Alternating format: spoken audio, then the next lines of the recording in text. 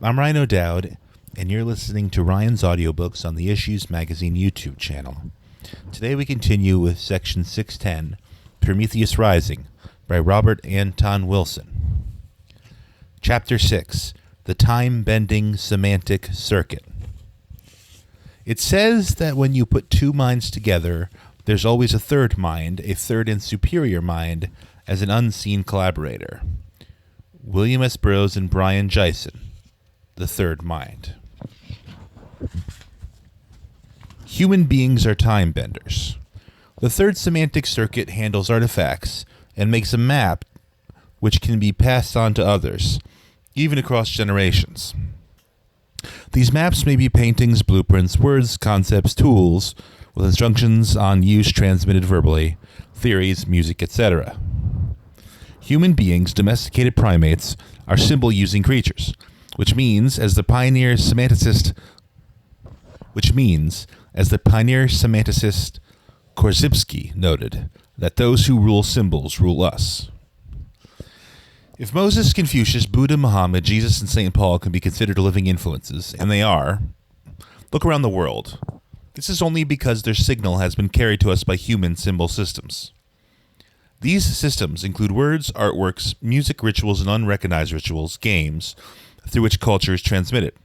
Marx and Hitler, Newton and Socrates, Shakespeare and Jefferson, etc., continue to rule parts of humanity in the same way, through the semantic circuit. We are ruled even more, and even less consciously, by the inventors of the wheel, the plow, the alphabet, even the Roman roads. Since words contain both denotations, reference in the sensory existential world, and connotations, emotional tones, and poetic or rhetorical hooks, humans can be moved to action even by words which have no real meaning or reference in actuality. This is the mechanism of demagoguery, advertising, and much of organized religion. The biosurvival circuit only divides experience into two sets: that which is good for me or nourishing, and that which is bad for me or threatening. The emotional territorial circuit also divides the world into two halves: that which is more powerful than me, higher in the pecking order, and that which is less powerful than me, lower in the pecking order. On this basis, sociobiological systems evolve, and animal societies of truly human complexity have been studied. The semantic circuit allows us to subdivide things and reconnect things at pleasure. There's no end to its busy labeling and packaging of experience. On the personal level, this is the internal monologue discovered by Joyce and Ulysses.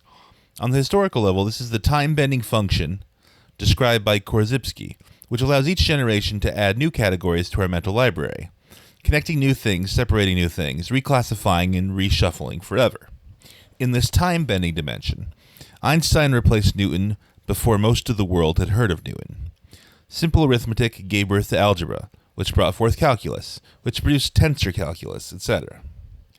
Haydn and Mozart prepared the way for Beethoven, who broke into the realms that the Romantics and Wagnerians took over, which gave birth to what is called music today. So-called future shock has always been with us, since the semantic circuit began functioning somewhere in prehistory. In a symbolizing, calculating, abstracting species, all times are times of change. The process is, however, accelerating faster as time passes, because the symbolizing faculty is inherently self-augmenting. In ordinary language, the semantic circuit is usually called the mind. As psychologist Robert Ornstein said in a recent radio show, when we say someone has a good mind, we generally mean they have a good mouth, i.e. they use the semantic circuit well. In terms of transactional analysis, the first circuit is called the natural child, the second circuit is called the adapted child, and the semantic circuit is called the adult or computer. In Jungian terms, the first circuit mediates sensation, the second circuit feeling, and the third circuit reason. The neurological components of the first circuit go back to the oldest parts of the brain. Carl Sagan called these functions the reptile brain. These neural structures are at least billions of years old. The second circuit structures appeared with the first amphibians and mammals somewhere around 1,000 million or 500 million years ago. Sagan called them the mammalian brain.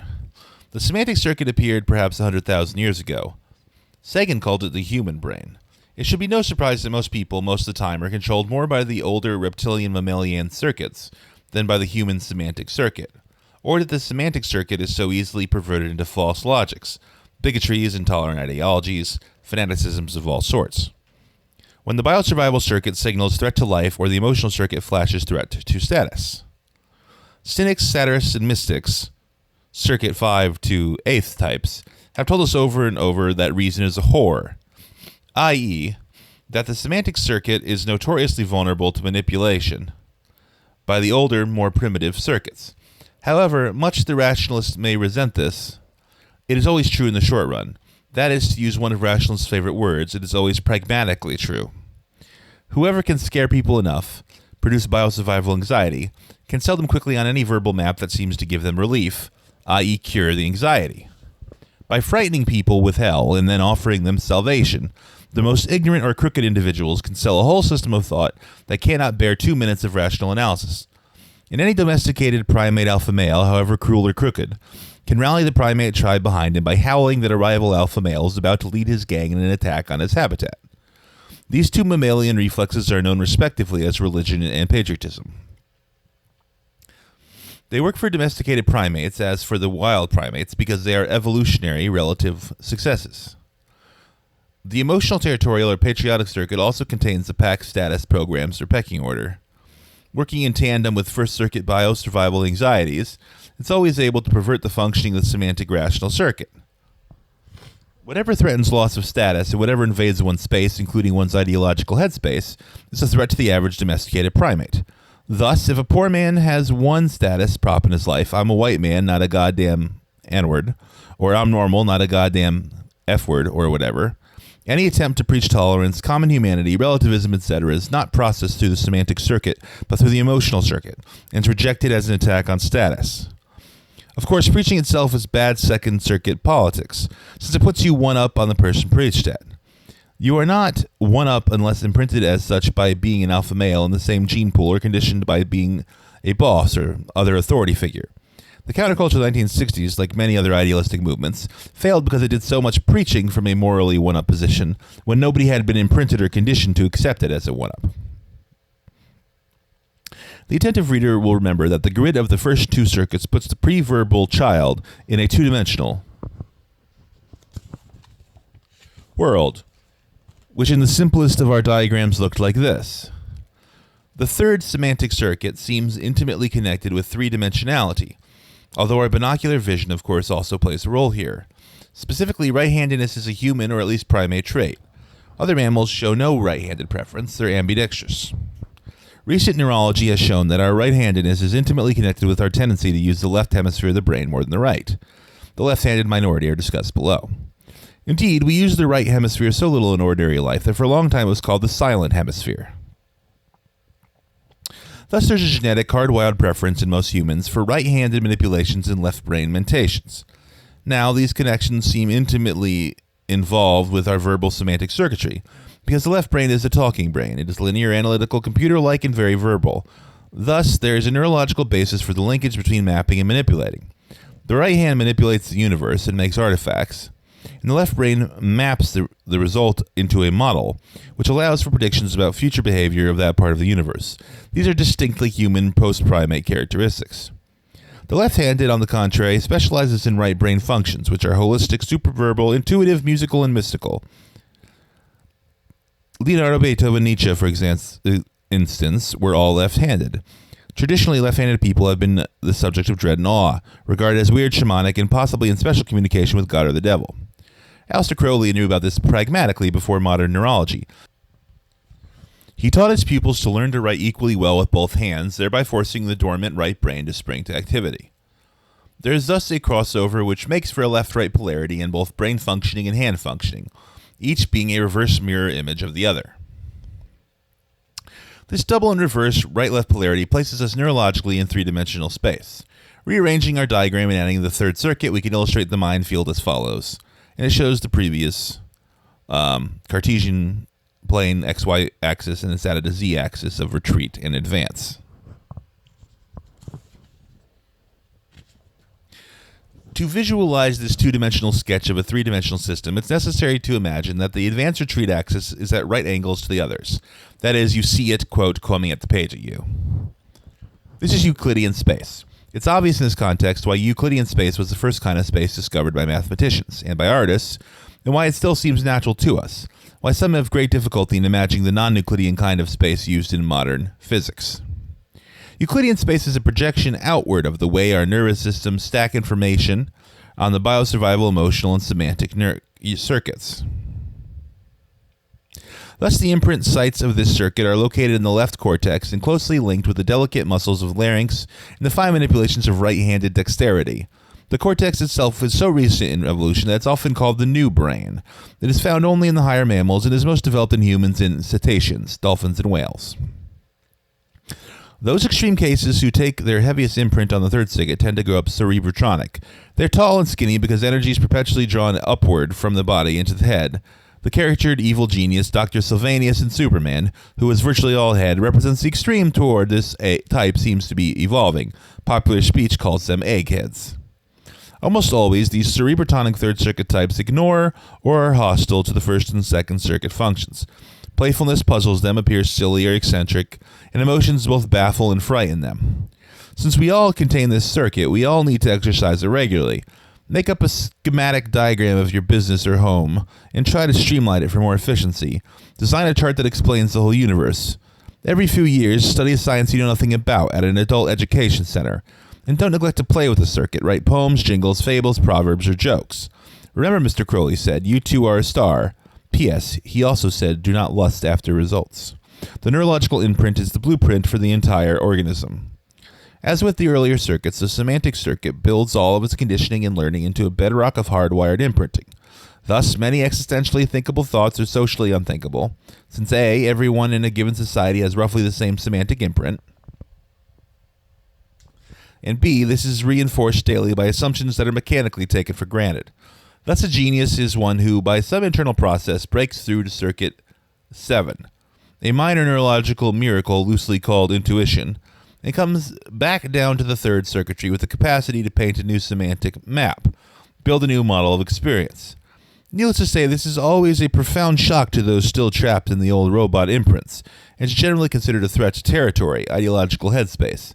The long list of martyrs to free inquiry from Socrates onwards shows how mechanical this neophobia, fear of new semantic signals, is. As Thomas Kuhn showed in The Structure of Scientific Revolution, science itself, the apotheosis of Third Circuit semantic rationality, is not free of this neophobia. Kuhn demonstrated at length that each scientific revolution took one full generation to turn over the old worldview. And Kuhn further showed that the older scientists never are converted to the new semantic paradigm. They are, in our terminology, mechanically hooked to their original imprints. The revolution is complete, as Kuhn shows, only when a second generation, not hooked to the old imprint, is able to compare the two models and decides rationally that the newer one really does make more sense. But if science, the most self-correcting of all information processing third circuit functions, has this one generation time lag, what can be said of politics, religion, economics? Time lags of centuries or even millenniums are common there. This only refers to other people's politics, religions, or economics, needless to say. The reader's own opinions on these subjects are very reasonable and objective ones, of course. We commented earlier that in biosurvival neurology there is no time. I just found myself doing it, we say, after passing through an automatic reflex on the biosurvival circuit. Emotional territorial circuit actions begin to include time as a factor. Dominant signals may not work. The seemingly weaker mammal may offer a counter challenge. Two dogs will walk around each other for several minutes, growling and sniffing, before top dog and bottom dog becomes clear. On a human level, we often agonize over emotional decisions, becoming acutely conscious of time as we hesitate. As every suspense writer knows, the principal way to increase emotional tension is to set a time limit on a difficult or dangerous decision. See any Star Trek script. The time limit is never missing. Or see any of Irving Wallace's bestsellers. Suspense is always increased, of course, if the time limit is abruptly shortened just before the climax. On the third circuit, time becomes conceptualized as well as experienced. We know ourselves as creatures of time, the tale of the tribe, the totem pole, the Odyssey of Homer, the Old Testament, the Vedas, etc. Tell us what came before and often contains prophecies of what will come later. Science expands the third circuit into contemplation of time spans that stagger our imaginations. The very use of written languages and other symbols like mathematics creates the time-bending sense of Korzybski. We know ourselves as receivers of messages sent by sages of old and as potential transmitters of messages that may be scanned ages in the future. The Fourth Circuit causes us to be even more involved in and pressured by time. In closing this chapter, let us be reminded that Giordano Bruno was burned at the stake February 18, 1600, for teaching that the earth moves. Was he guilty or not? Exercises. 1. If you're a liberal, subscribe to the National Review, the country's most intelligent and witty conservative magazine, for a year. Each month, try to enter their reality tunnel for a few hours while reading their articles. 2. If you're conservative, subscribe to the New York Review of Books for a year and try to get into their headspace for a few hours a month. 3. If you're a rationalist, subscribe to Fate magazine for a year. 4. If you're an occultist, join the Committee for the Scientific Investigation of Claims of the Paranormal and read their journal, The Skeptical Inquirer, for a year.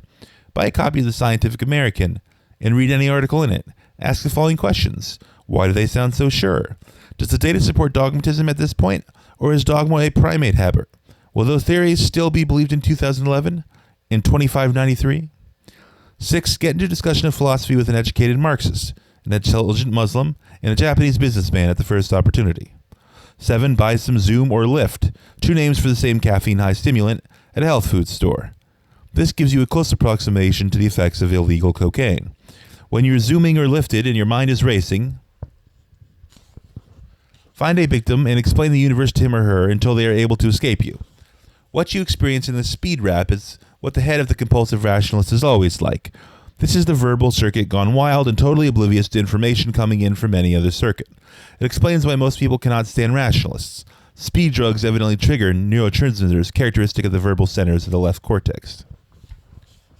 Thus concludes Section 610 of Prometheus Rising by Robert Anton Wilson. Chapter 6, The Time-Bending Semantic Circuit. Tomorrow we will continue with Section 611. Chapter 7, The Time-Bending Dialectic, Acceleration and Deceleration. I will see you then. Olam.